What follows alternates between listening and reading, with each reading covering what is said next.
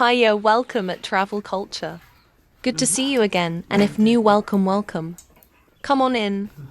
Today we learn how to make sugar pilawo or sugar rice. As oil is heating, we measure off about 2 spoonfuls of sugar for 1 cup of rice or half kilogram. The sugar is then added to the heated oil to mix until the oil and sugar become one, forming a brown format. The bubbles may heat up, then stir slowly. The sugar may form a brown coloring floating on oil. This needs to be mixed thoroughly. Wait as bubbles form, then stir more until it becomes one. So why are we using sugar? Well, the normal process of making pilawo involves frying onions until they turn golden brown, then sometimes adding tomatoes, which also turn golden brown. This formation forms the golden brown kind of liquid that turns the rice once added to it brown to make pilawo, including a few other ingredients. However, for our case, we were seriously lacking onions and tomatoes plus those other ingredients. Sugar has been one of the adopted ways to make pilawo, as it quickly helps form the golden brown turner of rice into pilawo. It also helps save the long mixing of onions and tomatoes to carefully turn brown with being burnt. Well, if you are following through, the sugar oil brown turns a nice dark brown to show now it's ready for the next step, where now water will be added. 2 cups of water for 1 cup of rice. The water was already boiled, but that may not be necessary as cold water can work too. A nice amount of salt will then also be added. You can see the liquid water kind of looks burnt, but that's perfectly alright. So be careful, it should not go more than that color, unless you want your rice darker or appear burnt.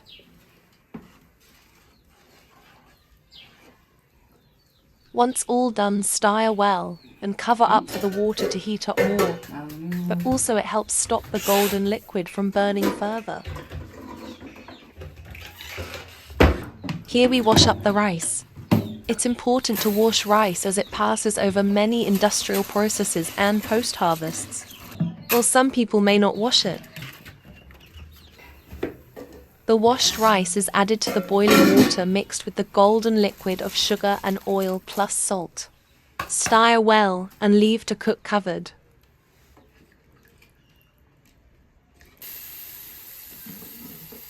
I must confess it was my first time to see this type of pilawo cooking using sugar.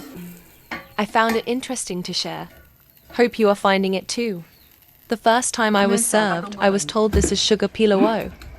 I was like, what? Next time it's prepared, I want to see and share with the world.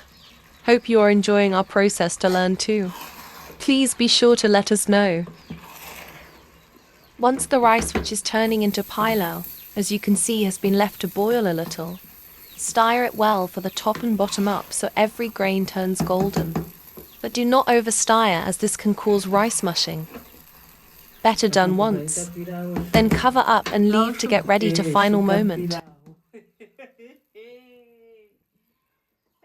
Well, as I was saying upon being served, when I asked sugar rice, I then learnt that there are several ways apart from onions and tomatoes. But we also have tea leaves rice, that's for next time. Now let's go a bit into the origins of pilawo and its types. Pilawo is rice made in a unique form, especially being turned brown for most African cooking. Pilawo origins trace back to ancient Persia, but it has spread all over the world, especially among the Muslim community, who have built a specialty for its preparation in various dishes such as meat or beef pilawo, vegetable pilawo, etc. Therefore, it should not be a surprise our cook today is a brilliant Muslim great with cooking skills. There is a lot to learn from her specialty. Hope we can come back for more learning. Muslims are indeed great cooks. She was ready to share all the various types of pilawo, as mentioned earlier, and new inventions of her own. But for now we learn about this interesting sugar rice or sugar pilawo.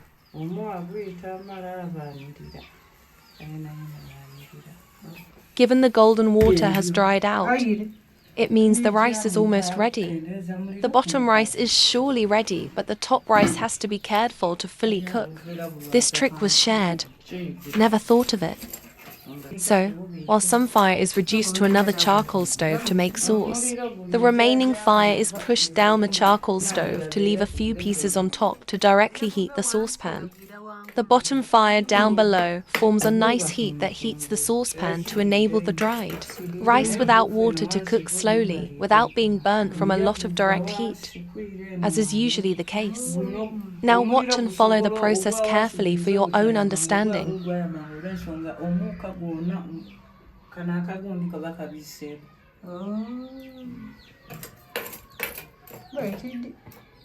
If you can see below, the charcoal stove holes a burning orange chimney that only allows little heat penetration to heat the saucepan, thus allow the pilawo to cook well and thoroughly at its pace without burning.